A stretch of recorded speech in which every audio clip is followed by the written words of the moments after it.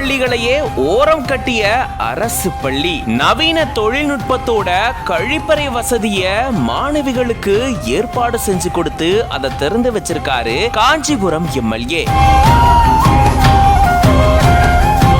கழிவறைகள் தானாக சுத்தம் செய்யக்கூடிய தொழில்நுட்பம், சென்சார் பொருந்திய கை கழுவும் குழாய்கள், நாப்கின் எரிக்கும் அறைன்னு இப்படி பல தொழில்நுட்பங்களோட இங்க கழிவறை கட்டப்பட்டிருக்கு. சின்ன காஞ்சிபுரம் BMS அரசு மகளிர் மேல்நிலை பள்ளியில எக்கச்சக்கமான மாணவிகள் படிச்சுட்டு வராங்க. இங்க மாணவிகளுடைய சுகாதாரத்துக்காக 49.5 லட்சம் ரூபாய் மதிப்பீட்டுல புது கழிவறை கட்டி முடிக்கப்பட்டு அது இப்போ திறந்து வைக்கப்பட்டிருக்கு. காஞ்சிபுரம் சட்டமன்ற உறுப்பினர் எழிலரசன் அவர்கள் இந்த கழிவறையை திறந்து வச்சிருந்திருக்காரு. தொகுதி மேம்பாட்டு நிதியிலிருந்து இந்த கழிவறைக்கு நிதி ஒதுக்கப்பட்டு இப்படி அதிநவீன தொழில்நுட்பம் கொண்டு கட்டப்பட்டிருக்கு. கழிவறைகள் சுத்தமில்லாததால மாணவிகளுக்கு நோய்வாய் ஏற்படுது அப்படின்றதுக்காக தான் இப்படி அதிநவீன தொழில்நுட்பம் கொண்ட கழிவறைகளை இங்க கட்டியிருக்கிறதா சொல்லப்பட்டிருக்கு. அதுல குறிப்பா தானாக இந்த கழிவறையை சுத்தம் செய்யக்கூடிய ஆட்டோமேஷன் டெக்னாலஜி பொருத்தப்பட்டிருக்கிறதாகவும் மொத்தம்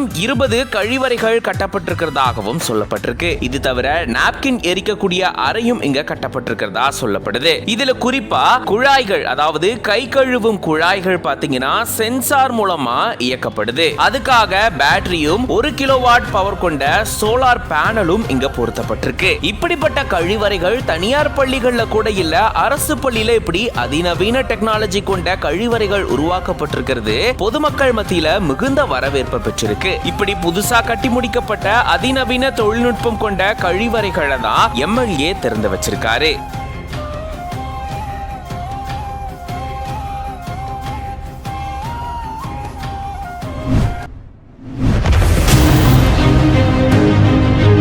ஐஃபில் டவரை விட உயரமான ஒரு பாலம் நம்ம இந்தியால கட்டப்பட்டுட்டு வரக்கூடிய சூழல்ல இது மக்கள் பயன்பாட்டுக்கு வரப்போகுதுன்னு சொல்லப்பட்டிருக்கு. உலகத்திலேயே இது 8வது அதிசயம் அப்படின்னு புகழப்படக்கூடிய அளவுக்கு பிரம்மாண்டமா உருவாகி இருக்கு இந்த பாலம். கிட்டத்தட்ட 1500 கோடி ரூபாய் செலவுல பிரம்மாண்டமா உருவாகிட்டு வந்த இந்த பால பணிகள் நிறைவு கட்டத்தை எட்டியிருக்கு.